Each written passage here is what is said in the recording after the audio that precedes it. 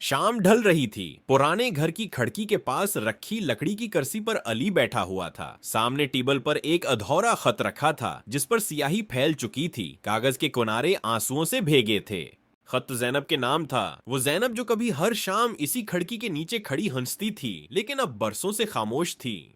अली ने कलम उठाया, लिखने की कोशिश की। जैनब, तुम्हारी यादें अब भी उसी घर की दीवारों में बसी हैं। तुम चली गई, मगर ये कुर्सी, ये खिड़की, ये सब अब भी तुम्हें ढूंढते हैं।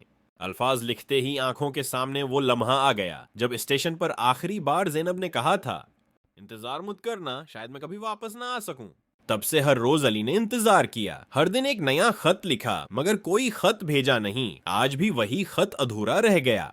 रात गहरी हो गई, कुर्सी खाली थी, खिड़की बंद थी और टेबल पर वो आखिरी खत पड़ा था जिसके नीचे एक धुंधला सा जमला दिखाई दे रहा था। शायद ये मेरा तुम्हें लिखा आखिरी खत हो।